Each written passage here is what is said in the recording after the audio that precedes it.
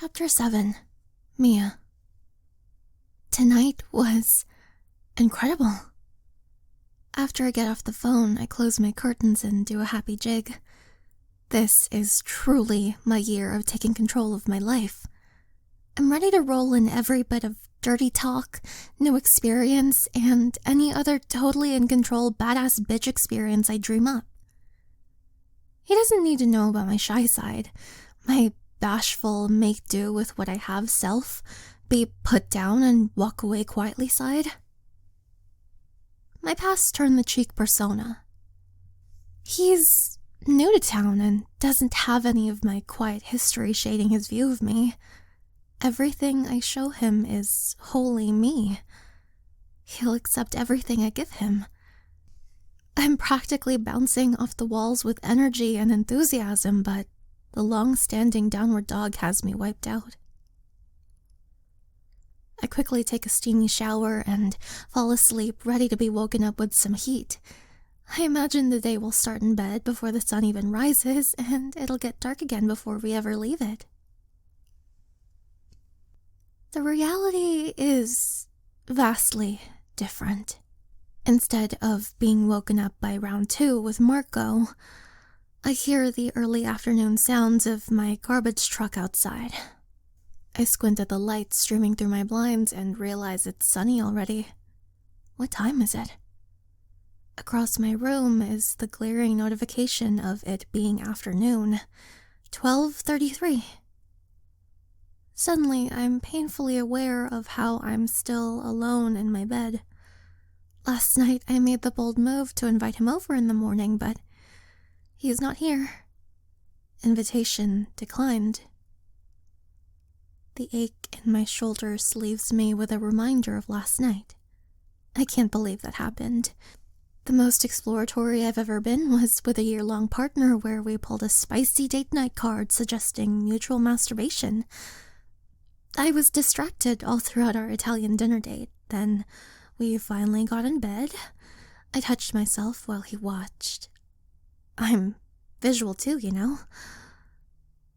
I would have liked to see what he does when he's alone, or at least hear what was on his mind when he watched me get off. Instead, it was a quiet experience where I might as well have been alone. I tried bringing it up post-shower, but he just said it was too embarrassing. What the fuck? I want to be a voyeur. That curiosity never left me, and I finally got to experience it with Marco. It was just as good as I hoped. The memory of his guttural, sexy rumble has me wanting more. The last night was impulsive. I stepped out of my comfort zone into a dream of exploration. I was in control and got more than I expected. I liked it. I thought he liked it too, but if he was as enthusiastic as he came across, where is he? I reach for my phone, but it's not on my bedside table. I must have left it in the living room all night. I stretch and walk over to see one text before sunrise. Marco.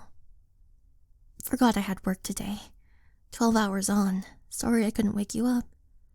So much more I want to do to you. I'll come right after work and make you come. Damn. If he started at 8 in the morning, 12 hours on means he's working until 8 tonight. Even though I slept in, he is still a whole workday away. He might even be too tired to connect after. Who knows what fire calls he'll get during his shift. Even if he's still up for it, I wonder how I'd measure up in person. Sure, I was able to open up on the phone for our hypothetical yoga roleplay, but can I speak up when he's thick between my thighs? When we're face to face, can I tell him exactly what's on my mind? I think that's why I was so excited to see him in the morning. Being woken up by him would have eased me into a hot experience in that semi-dreamy state where I can just tell him what I want before my thinking brain puts roadblocks in my way. I guess we'll just have to see. I don't want to turn back now. I had a clear expectation of seeing him this morning, and Even though he has a good reason not to show up, I'm still disappointed. Today is gonna be a long day. Josie, I'm coming over with crystals. Let's work on some more bouquet ideas, I say on the phone. Say no more. I've got a few we can play with right now, Josie replies. See you in 30. I've gotta get out of here. If I stay in this bed any longer, I'll never leave it. A few years ago, my leave the house quickly routine was minutes long. Clothes on, bathroom stuff, and go. Solidly into my 30s, I need to spend at least 15 minutes stretching before I get going, or I can pull a still sleeping muscle. I feel young, but I'm not as flexible as I used to be. I have plans to make use of these bends later, so I can't neglect my morning routine. I enter Josie's florist shop holding a box of crystals. I've got all kinds of shapes to play with. Let's figure out how to hang them from the bouquet like it's dripping in gems. You are something else, bestie. Keep these ideas coming, Josie says, clearing a space on her workbench for my rainbow-colored box of jewels. We should hit up Rory while she's in town and ask her to paint some exclusive card design for these bouquets, Josie says. You think she'd do it? Everyone's been talking about her since she started showing at Kenji's, I say. I bet she would. She loves small, creative projects like this. I love how people move in and out of our town all the time. We've got such a diverse community of artists, businesses, and leaders that we're always collaborating on different plans together. I learned something new about flowers the other day, I say. What's that? White flowers are only for funerals in Chinese culture, but in Mexican culture, they use bright orange marigolds for the occasion. Fascinating, I say. I learned that the hard way when I suggested flower options for Mrs. Mao's funeral a few years back. Her granddaughter Lynn was so kind when she told me, but I was mortified. I should have known. I went deep into the rabbit hole of cultural floral research right after. Lynn Mao's family is the other founding family in town. They're just as big as mine, and apparently our great-great-grandfathers were best friends as soon as they met in a plantation in Hawaii. They saved up all their money and decided to come to California together because they heard there was more opportunities there. They worked hard and were able to settle their families down in this valley before it was a town. How did you learn about flower colors? Josie asks. Marco was complimenting our floral combos at the party, so I told him how we've been able to layer on meanings with what the flowers represent and what the crystals stand for.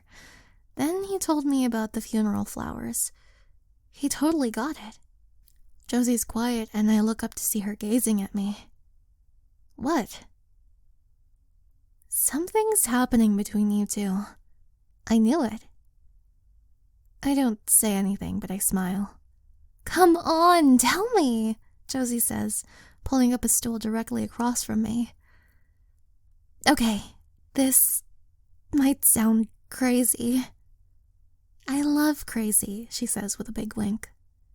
You're crazy, I say laughing. Clearly you love crazy too, because you love me, so go on. You know how he's my backyard neighbor? Well, the other night we were talking about the stars and about our childhoods as he showed me his telescope. How big was it? I laughed so hard I almost dropped a pyrite sphere. Josie! A literal telescope, not that telescope. Boring. You ridiculous girl. Anyways, we really connected, and then he kissed me. Oh, I knew there was more to this. But we stopped, because we heard the smoke alarm at his house, and he literally jumped over a back fence to go back. Your fence in the back? The one taller than me? Next to my petite frame, Josie's a giant at 5'10". Yep, I know. Just as hot as it sounds, I say. You read me like a book. So, he went home and came back? kind of thing. Don't stop now. I may have realized I can see into his living room from mine, and I may have given him a striptease. You beautiful, sexy minx. Yes, girl. It was amazing. He's on shift now, but he's coming over after. I'm happy to hear where all your inspiration is coming from, Josie says. Thanks, Boo. What about you? Is it just me, or at the park potluck did I catch a look between you and Nath? Don't even say it, Josie says. So there was! I don't know what it was, but he's like my arch nemesis. You're more alike than you think. He wakes up super early, too. I'm surprised you haven't bumped into each other on your morning walks yet. He's also really thoughtful under his big mouth. I'm not ready to talk about it, but it's the first time I thought about this big mouth doing more than just annoy me. We both crack up and spend the rest of the afternoon swapping stories and stems.